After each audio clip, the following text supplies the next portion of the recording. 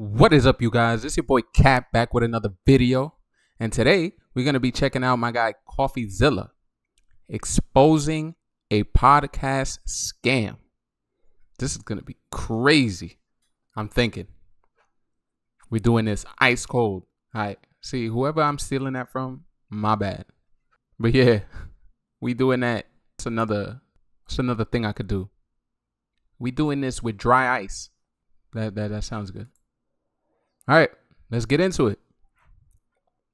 $4 million was stolen from these podcasters, and I decided to investigate. I found the man responsible, but before we confront him, let's go. $4 million? And what the heck is a podcast scam? Yo, there's scams for everything in every industry. That's crazy. Back to where it all started, when Theo Von, a comedian, released this. Our podcast was defrauded. We were stolen from. The company that did it is Cast Media, and the man that did it is Colin Thompson. In total, I've just between talking with folks. Shit in my ass, bro. They got the company and the picture of the guy? Fuck me sideways, bro. That's crazy. And then in the picture, he like, what the heck? There's up to $4 million that I know of. We're in the six figures. I know of podcasts that are in the seven figures. That he knows of. Yo, this guy, that's like, when you do that, how do you sleep at night? Now, when I saw this, I had the same two questions on my mind as you do. One, who is Colin Thompson? And two, y'all are making 6 to 7 figures doing podcasts? I'm in the wrong line of work. I make like... You telling me? 4 figures here in the $10 million studio. Barely keep the lights on, okay? So I went to do some research, figure out, how these people are making all this money and also how they got robbed. And what I found out was that this company that stole the $4 million was a podcast network called Cast Media. Podcast network being a fancy name for saying they represent podcasts to find sponsors. All that stuff you violently skip with the... Basically a YouTube partnership for podcasts. What was that other fucking thing that everybody was signed to? Full House Media? Nah. I don't know, that everybody was complaining about because of YouTube. And that they were taking everybody's money and getting way more than they want. Way more of a percentage and shit like that. Y'all know what I'm talking about. Fast forward 15-second button. Yeah, those guys. And Cast Media would basically work with them as a middleman. They would take some money, give the podcasters the read, and then give the money. Of course, taking a cut for themselves. Now, that is simplifying it a bit, and we'll go into the details more later. But what you need to know is that Cast Media hadn't been paying their talent on time. And what started as being late for maybe a month had turned into 7, 8, 9 months late on paying until one day Cast Media and their CEO, Colin Thompson, says, hey, we're probably going to go into bankruptcy, which means you get nothing unless you take a special deal with another podcast network called Podcast One. Now, who's Podcast One? Well, it's an even bigger network, and they basically say, hey, we'll acquire you, pay off what you're owed, if you sign a new deal with new terms with us. If you do, you'll get back some of the money you're owed now, some of the money you're owed over 2 years, and you'll also get stock in our company. But what stock? Well, Podcast Network stock, a company that wasn't public yet, but as of this video now is, and is down almost 50%. Now, if you took that stock in 2 years, you could sell it. How much it's worth at that point is dubious. Now, Podcast One would say they were just trying to help. It wasn't their debt. This sounds like another machinima issue, like the same thing that happened with machinima, bro. So it's a great deal. Now, the more cynical view of this is that it's kind of strong-arming creators. You either take the deal or you'll never get what you're paid. Yeah. So what you gonna... An average human being, what would you do? Sign the new deal. Nigga, I want my money, bro. And then they keep doing it. And then I bet you another podcast network comes out. And then Podcast One goes bankrupt. And yo, if you want to get paid what they owe you, us here at Podcast Two, we'll give you even less than what you owed. Even less over a longer period of time. And you could buy the toilet paper that we don't use in our offices.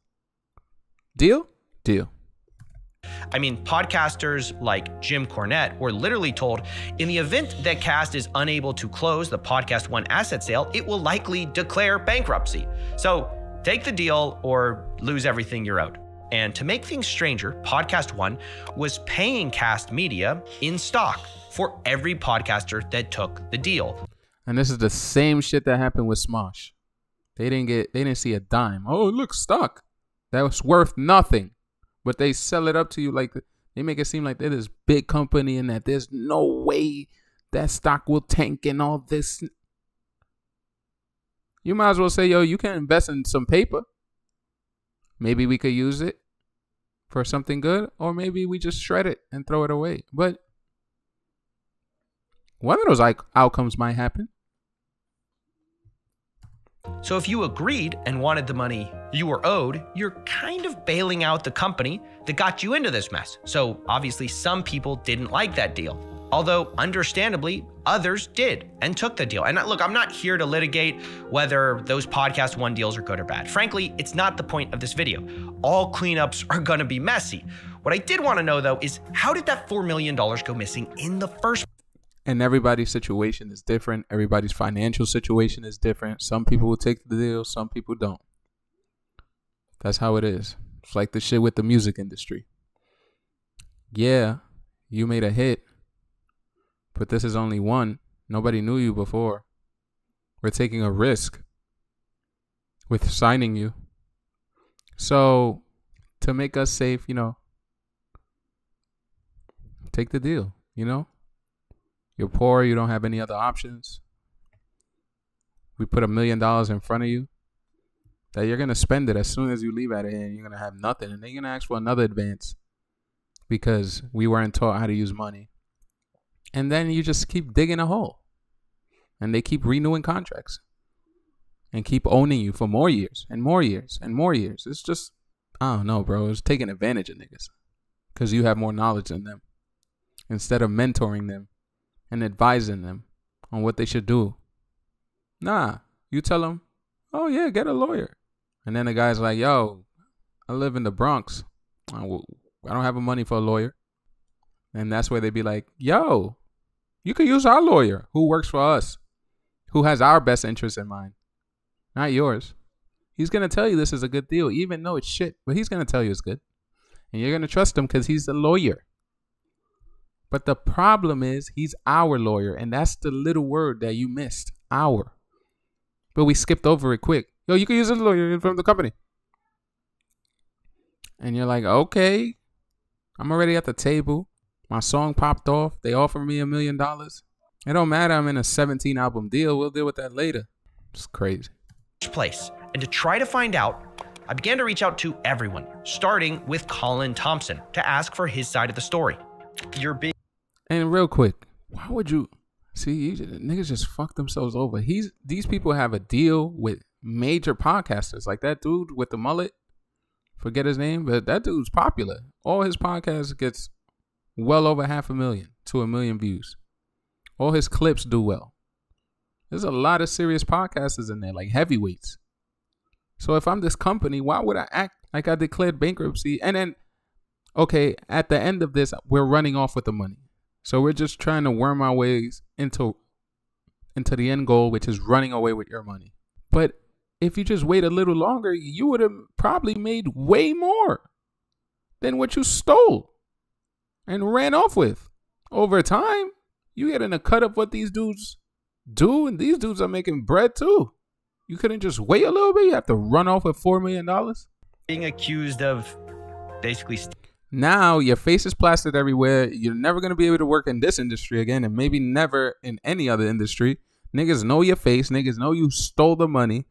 Like, you better hope those $4 million, either you multiply it, and I don't know how you're going to do that because you need to invest in all this. Everybody's going to know you're a shady character and not to work with you. You're going to be flagged everywhere. So you better hope that $4 million lasts you the rest of your life. Stealing $4 million, your clients say you defrauded them. What's your side of the story?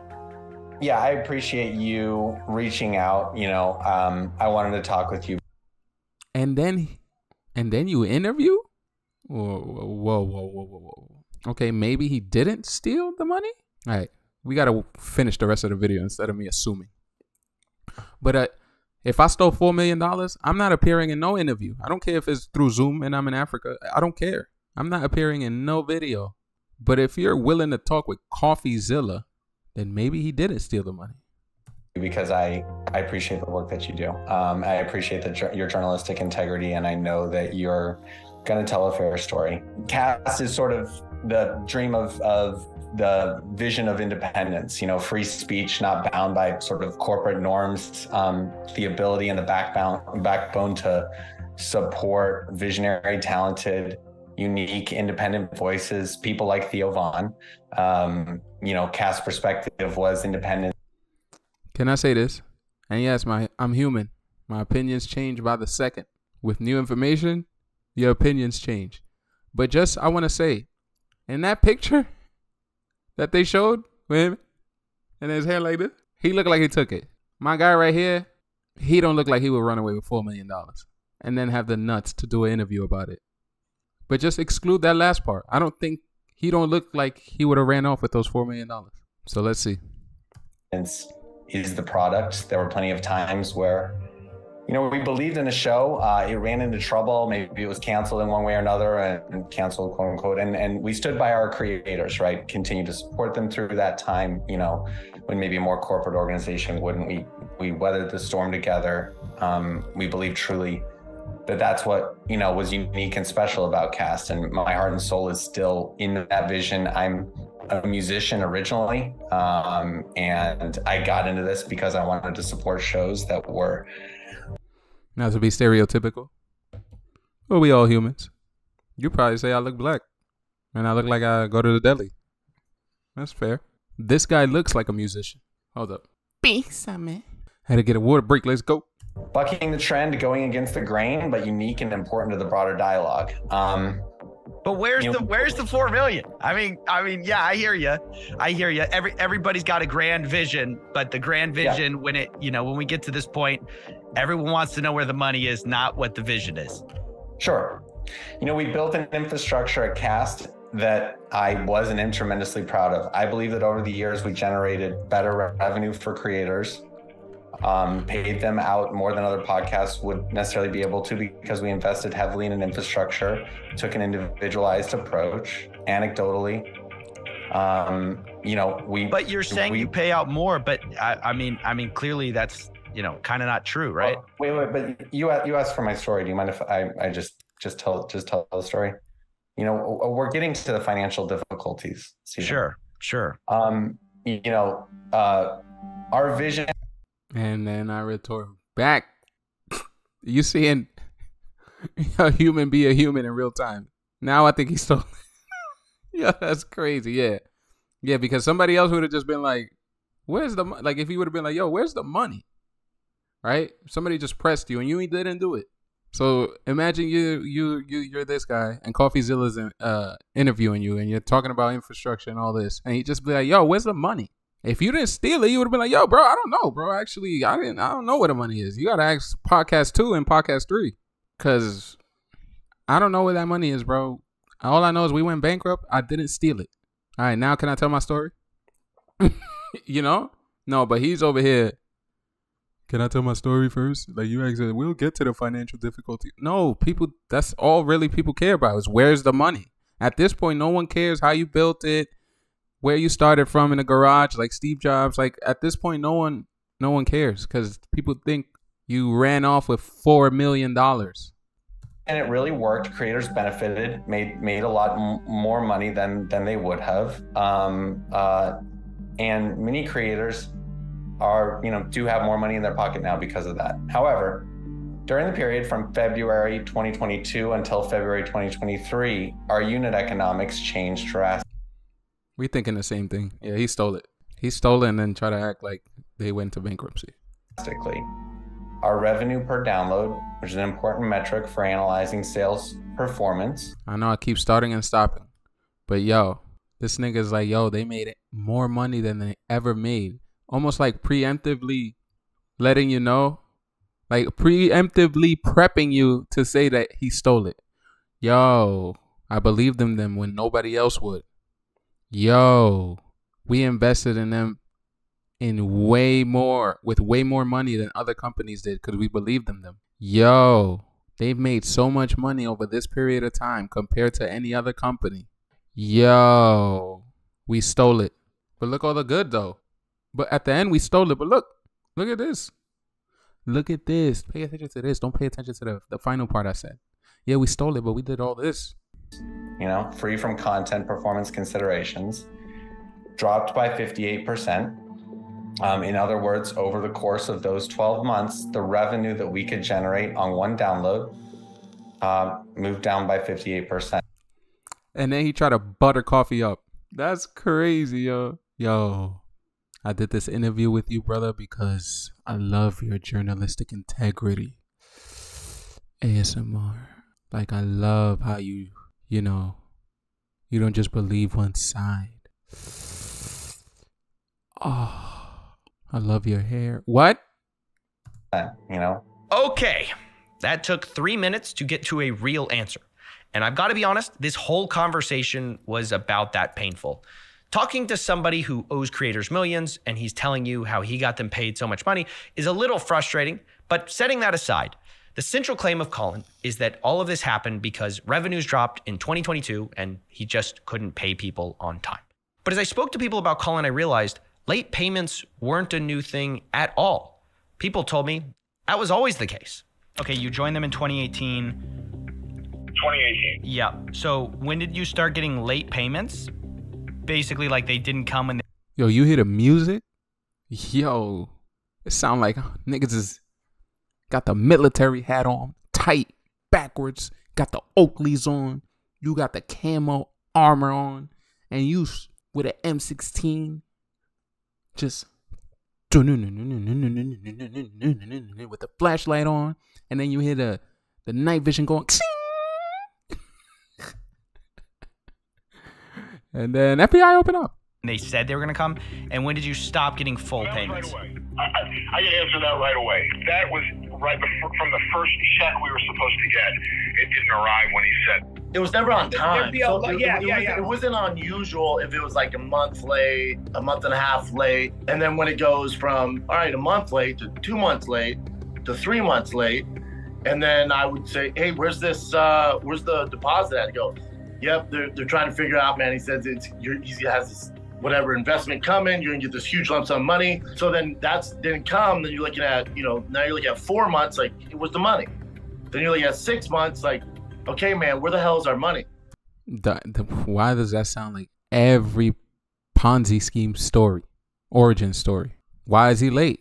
Because he's waiting on more investors to come in. And then he's paying the old investors with the new investors' money. Like, or he stole it. But if you stole it, why are you paying late? Like, unless it's a Ponzi scheme. Because if you stole the money, you stole the money. There's not going to be no payment late. Or did you steal the money already and you just remembered, oh shit, I forgot to pay this guy, and then so it's late. Like, I want to know, why was he paying it late per se? Yes, that's a huge problem.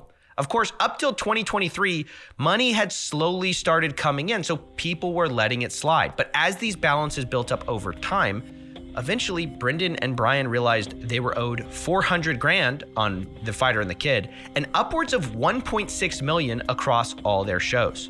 Now remember, Brian is just informed about Fire and the Kid. Yeah. I have to manage Thick Boy, Golden Hour, the other shows that are owed money. So Brian's like, can you believe this? I'm like, yeah, that 400 grand is terrible. Try 1.6 mil, bro. Right. Wow, 1.6 million. What are we doing here? Now, I should be clear, Colin denies. That is a lot of money, bro. That is a lot of money and a lot of work that goes behind to making videos, podcasts. All niggas see is the end product. That's why I'm doing reactions. Because that editing is crazy for anything. Okay, you want to do a nice high quality 5 to 10 minute video, so you're spending at least a week editing. So I did all this work and I didn't get paid for it. And I didn't get paid for it because someone stole it. Oh man, I feel my hair growing already. Super Saiyan 3. That there were these payment issues before 2022. Your talent says they stopped getting paid as early as 2021, and they had issues and delays well before 2022. No, I'm not aware of any difficulties before, the end of 2022, the beginning of 2023. And I think he did the interview and is so chill if he did steal it, because he probably stole it legally, like through a loophole, and just claimed bankruptcy and said, oh, the company went under. And then he gets to walk away with the money. Like, that's why he's probably not hiding. That's why he did an interview with Colin. Like, he's probably like, yo, all this is going to get figured out in court. You know that the company went bankrupt. We showed it. Oh, there's no money, so I can't pay. Meanwhile, he stole it. But that's going to be, I don't know. I'm not a lawyer, and I don't pretend to be a lawyer. I don't know how easily that is to prove or not. Unless you see wire transfers and bank transfers and all this shit, and lump sums of money going into one account into another. And the guy just answered my own question. Yeah, that's how you could prove it. Then I talked to his business partner, and everything changed. He told me accounting was always a nightmare. My name is Dustin Canals. I was Colin's business partner, as you would introduce me, and VP of Production and Creative Development with Cast Media. One of the things Colin said is he was not aware of any accounting issues, early on. Is that true? Did you guys hear from talent about, because every talent I talked to said they were constantly complaining about accounting. Yeah, I mean, everyone from the beginning had complained about how long it took to get paid. The managers would constantly step in. I think all of his accounting was done through Google Sheets, basically, and it was just him. But he would never let me see everything. He wouldn't actually let me see what was coming in and what was going out. And I was like, well, I kind of need to get a whole picture. Okay. Yeah. He did the dash. And he just wouldn't share it. Oh, that is a... Wario in Warrior World? When he's running with the sack of money and all the money's flying out? That's him. Red flag. And it also lines up exactly with what I heard from a lot of the creators. The accounting was always weird. People had to chase it down, and the numbers were a little screwy. It led them to distrust what they were getting from Colin. I can tell you, us personally, what we estimate we are owed is what they told us they owed us, plus whatever we think they still kept billing for after that date. Plus, we don't know truly what the accounting is, because they stopped supplying accounting, and at one point earlier in the year, their accountant sent me 2 different sets of numbers of what money I was supposed to get. So I don't... It's Rory and Mo and the Joe Budden podcast all over again. Yo, show me the accounting. trust their accounting. I can't emphasize enough. I heard this complaint over and over, not just from Brian Last. Everyone was worried about the accounting. But a lot of people who spoke up were just anonymous because they were afraid of Colin suing them, which isn't surprising because Colin warned Brian, who started talking, quote, "The ensuing damages if you were to cause this deal to unravel are within the region of $10 million to $20 million. Consider this a serious caution. It would lead to decisive legal action." So basically, he was threatening people and people are scared. But I realized that these payment issues, accounting issues, they were all clues, sure, but not the whole story. To really understand how it could be that Cast fell apart, we need another piece of the puzzle, which is minimum guarantees. Remember, I told you earlier that I was simplifying podcast networks. So let's go into the deeper waters. The truth is, these deals vary wildly, and some of the bigger podcasters demand something called a minimum guarantee, where they aren't just paid a split of ads, they're paid a guaranteed minimum every month. And podcasters love this because it means they don't have to wait so long to get paid. According to Colin, though, this is how he fell behind. We had months in there where our gross profit margins were, literally negative prior to any operating expenses. Because the minimum guarantees that made economic sense when we made the deal were just completely underwater. Basically, he overpaid. Cast made deals to bring people on in the first place, overpromised, and then couldn't pay. Even Colin's former business partner agreed with this, although he thinks some of the money went to Colin personally as well. We've got Colin's narrative. As his business partner, you look at this situation, $4 million missing. The big question on everyone's mind, where did the money go? Well, I mean, I think there's a couple places that the money has gone. One is he built a custom house. He was known for going on big, crazy vacations. He went to Hawaii multiple times in 2022 and was posting about it on his social media. There's not a question of was there money in that sense to be able to buy land and where a lot of celebrities go to escape. But aside from that, the other thing that he has done is essentially make constant minimum guarantees to new talent to try to entice them to join cast media. So saying, I'll give you a 1 year guaranteed $250,000, $500,000, whatever his minimum guarantee is. Now, I've heard that even as soon as February of this year, he was offering multi-million-dollar minimum guarantees. So at the same time where he claims his revenues are way down, he's offering multi-million-dollar minimum guarantees for talent. Yes, yeah. So, his priority is trying to keep the new talent happy for a while. Yeah, basically a Ponzi scheme formula. Get talent, pay them little by little from the money, and try to get new talent to use that money to pay the old talent that you recruited already. And then the new talent that comes in, then you bog them down, you give them late payments and everything. There, you wait a year or two. Then you start making offers again. New talent comes in, you take that money to pay the old talent. And then until it can't go no more. That's crazy. Until there's enough disgruntled people where it's like, yo, what the fuck is going on? With essentially his whole goal of selling cast to make big. Oh my goodness, bro. I'd be so tight. You just bought a house and land? And you going on vacation while you're saying that our payments are late? Oh, you're gonna have to wait 2-3 months. What if I was living check to check? What if I can't wait 2 to 3 months?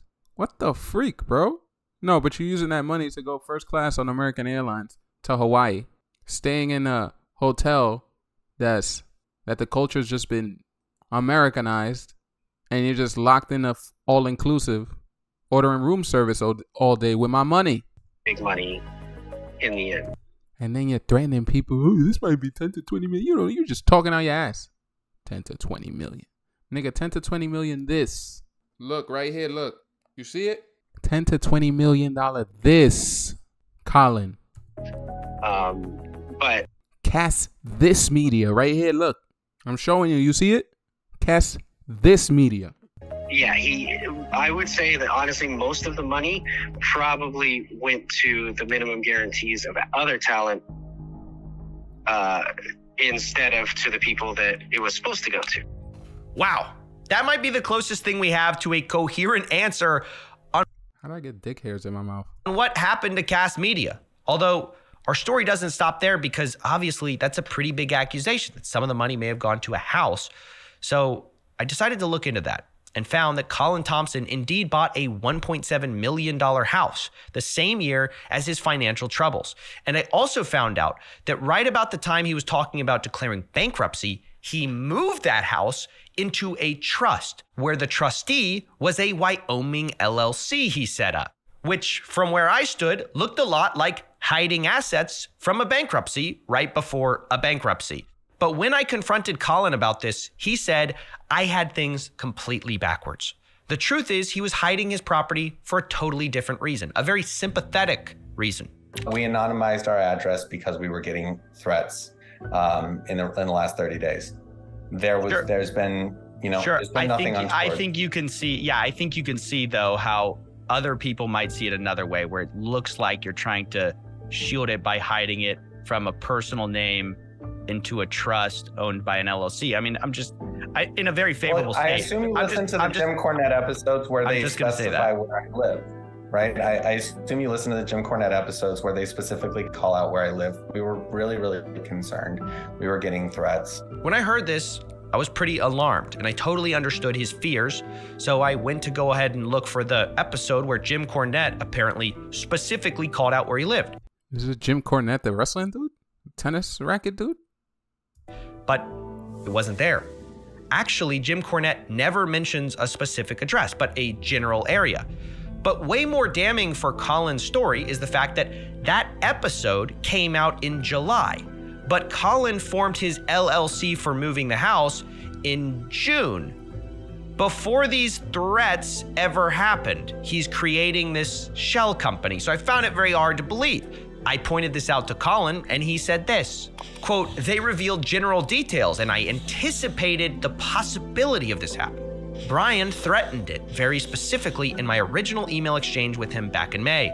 So I got a hold of those emails. There was no threat in them. Instead, Brian said things like, consider this a serious caution. We are going to make sure to endlessly let all listeners know with great detail that Colin Thompson of Podcast One stole our money because he doesn't know how to run a business. Which is sort of true. This guy doesn't know how to run a business. So I became increasingly convinced maybe, just maybe, Colin might be lying to me about why he hid his house in a trust with a Wyoming LLC trustee. Okay, I know this is a bit inside baseball right now, but it's important because I think it reveals intentions. Because I then looked up the website he used to create the LLC.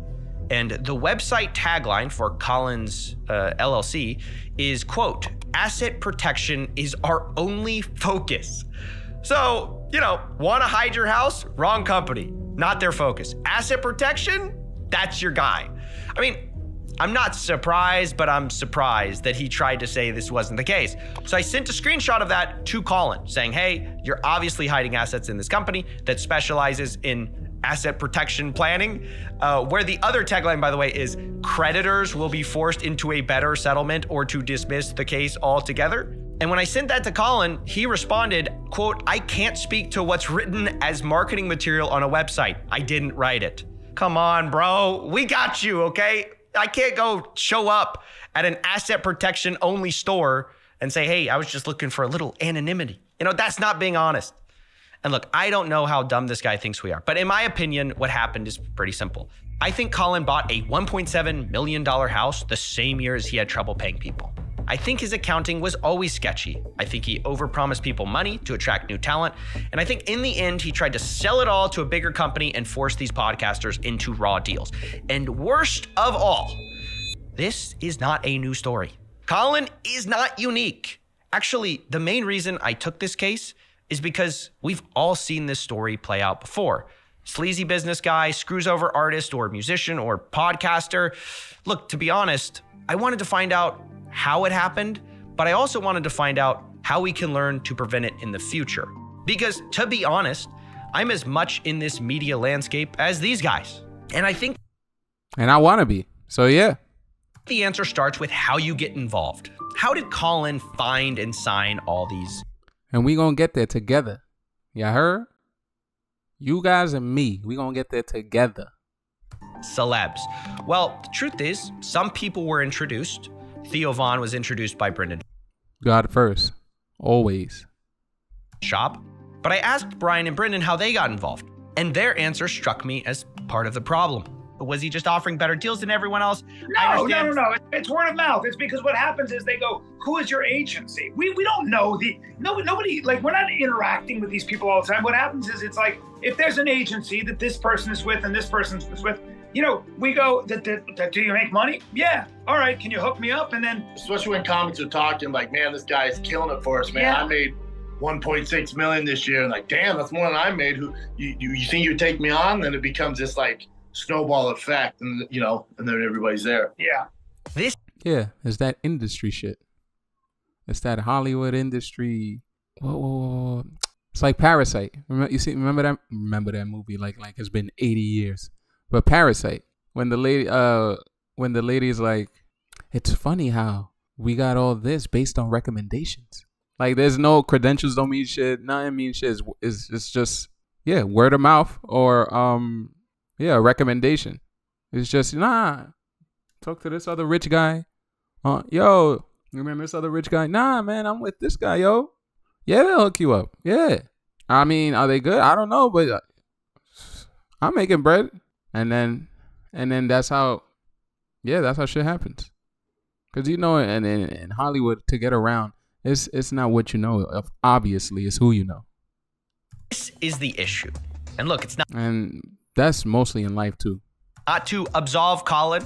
It's not to put any blame on anyone who got screwed over here. But the truth is, people are always led around with these dollar amounts. Oh, you made this much. You know, that's how they get you in these bad contracts. And then they don't pay you and you're left chasing a Wyoming LLC to nowhere. But that's how everything happens most of the time. It's because of money. Everything. People move because of money. People fly across the country because of money. People immigrate because of money. You're just looking for a better life, better opportunity. So yeah, I guess that's a problem in itself. That money will lead you to getting scammed, chasing that money. But you need money to live. So this isn't just about these podcasters. It's everywhere. It's about 360 deals in music, MCNs with YouTubers, and just honestly business people begging you to let them control your money and then you getting scraps. It's as disgusting as it is common, and I really hope that any aspiring people in media learn from these mistakes and scams and realize you don't need these middleman people most of the time, but more than that. And you know what's crazy too? It happens over and over and over and over and over again because most of us come from like nothing, like low to low middle class. You know, we trying to make it out. In that first like instance, that first time you've made some type of money and you're getting offered money because of something you made and created that you never thought was gonna ever happen. I just kissed the mic. That you ever thought, like you never thought this was gonna happen. This was a dream and it's happening. And then the first guy comes, yo, I got $2 million for you. I never seen $2 million. Nigga, $2 million. That's that number, that money, that phrase is unfathomable to you. You already think it's $2 million. Yo, that's it. I'm set. I never have to work again. With that $2 million coming with a caveat. But it's that you don't know nothing. You're excited. There's people throwing money in your face. You're like, yeah. It can't get worse than this, than the position I'm in now. Yeah. 15-year deal? Yeah, for $2 million. Yes. I could get out the hood with $2 million. Yes. But then you realize, like in music's case, there's an image to uphold. You got to get these chains now. Well, you feel like it. You're young. This is what you see on TV. I got to look like a rapper. I got to look like a musician. I got to live like a musician. See, everything, niggas, and let's go back to gaming. Niggas dunk. Well, not dunk. Niggas make fun of or act like it's a bad thing about Asmongold. Multi-millionaire, still lives in his mom's house. Multi-millionaire. Everyone should live like him. Below your means. Modest. I'm a multi-millionaire. So what? I don't need much. All I need is electricity, food, internet connection, and shelter. That's it. And my family, of course. You know, and that's the first thing. But that's all I need. I don't need this extravagant big ass house. Why? Because I have money? At one point, does it become greed and overindulgence? Nigga, if I made $1 million just sitting here in my room, in my mom's house, in my mom's basement, my mom's attic, oh, because I made $1 million now, that has to change? Oh, I got to get a mansion now? I got to get a proper, that's like keeping up with the Jones shit. No. You live modest. You just leave that money in a bank account and you see it rise. You see that number rise. That probably must feel good being in Asmongold's position. I can have anything in this world that I want, but I choose not to. Yo, that's some next level flex. Oh, my friend wants to take a vacation to Bali, but he don't got the money, or he's $1,000 short. Yo, here, go to Bali. You want to quit? Oh, you working at McDonald's? You want to quit your job? Man, I'll pay you. What McDonald's pay you? I'll pay you. Just sit home, bro. I got you. And you'll do that. That's the type of stuff I would want to do with my money. I don't need to have a mansion. I'll do the same thing that Asmongold does. I'll stay in this room and probably get a little more nicer technology. That's it. And I just see the money increase. You know that Diablo symbol when it goes up? When you get better gear? You just see a green line. Dang, bro. Yesterday that shit said 15 million. Now it's at 18. Fuck me, bro. Just there. Oh, one day you decide, yo, I want to see what a Lambo's like. Fuck it. Let's go rent it. I don't have to buy that shit. Let's just rent it. oh, I feel like going to Thailand real quick for 3 days. Well, how much is it? $3,000? Oh, that's not bad for everything. No, yeah. That type of shit. No, I don't need to have 15 million cars, 80 million chains on my neck, a mansion that is scary at night because if a pin drops, you don't know where it came from. It takes you 80 million steps to go to the bathroom. You can't clean that shit by yourself because it's a mansion. You need a fucking a Segway to get around. Like it's nice, but like you don't have to do that. Why do everybody? That's the first thing they feel they have to do. What happened to just getting a house? No, niggas, it'd be one $18 million mansion in Los Angeles. For what? For what? And then after niggas is on 30 for 30. Like you can't keep going to that's how we the keeping up with the Joneses shit. That's how we keep. That's why there's people that make $100,000, $200,000 a year and live check to check. Better, but that's I don't know if it also goes back to human nature. Oh, you get a better job. Now you feel you need better clothes to match that job. You need a better car to match that job. You need a better house. Like, no. I think the rule should be for everybody. Basic, how to keep money. If you make $50,000 a year, live like you make 30. If you make $100,000 a year, live like you make 50. If you make $250,000 a year, live like you make 100. Live below your means. I know it's hard too. That's easier said than done. It's hard. You're like, I have it. Feels like it's never gonna run out. I have it. But no. Do not trust people with your business who promise you the world. In fact, usually that's the worst red flag. Oh, you're gonna make all the money. Just sign here. It's a trap. And you never know what's in the fine print until you read it. Just ask. Wait, can I do that? So if I look here, another camera automatically films me? All right, let's try it. So yeah, don't do that ever again because that shit didn't work. Oh, you need another camera set. Oh, my fault. Dylan Dennis.